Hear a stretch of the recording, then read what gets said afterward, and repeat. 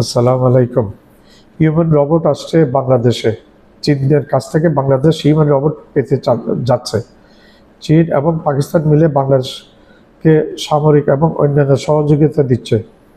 Fighter plane, যুদ্ধ যুদ্ধ জাহাজ, সাবমেরিন দিয়ে বাংলাদেশের সামরিক সক্ষমতাকে বহুগুণে বাড়িয়ে দিচ্ছে পাকিস্তান এবং চীন মিলে। বাংলাদেশের বিভিন্ন রেঞ্জের মিসাইল বাংলাদেশ পাচ্ছে চীনের কাছ থেকে এবং পাকিস্তানের কাছ থেকে। তাই বেশি চিন্তার মধ্যে আছে ভারত এবং মায়ানমার। গোপন সূত্রে জানা গেছে বাংলাদেশকে গিফট হিসেবে হিউম্যান রোবট দিচ্ছে। যুদ্ধক্ষেত্রে মানুষ যখন ভয় পায় তখন এই রোবট শত্রুকে চিহ্নিত করে সরাসরি শত্রুর উপর আক্রমণ করে শত্রুকে ধ্বংস করে দিতে পারবে তৎক্ষণাৎ।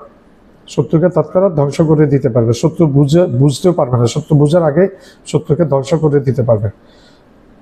মানুষ যেগুলি করতে পারে না এই রোবট তা মুহূর্তের মধ্যে করে দিতে পারে। চীন, জাপান এবং দক্ষিণ কোরিয়া মিলে এই অত্যাধুনিক রোবটগুলো তৈরি করছে, যা দেখতে হুবহু মানুষের মতো। এই রোবোটিক টেকনোলজি সারা বিশ্বকে তাক লাগিয়ে দিয়েছে। চীনের এই রোবট দেখতে হুবহু মানুষের মতো।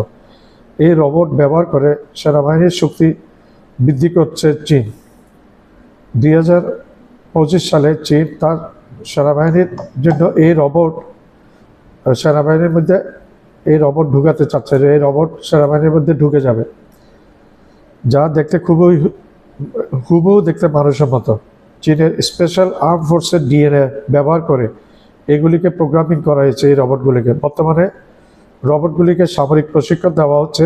এই বছরে এই রোবটগুলো চীনের সামরিক বাহিনীতে অন্তর্ভুক্ত হচ্ছে, সেটা আমি একটু আগেই বলেছি।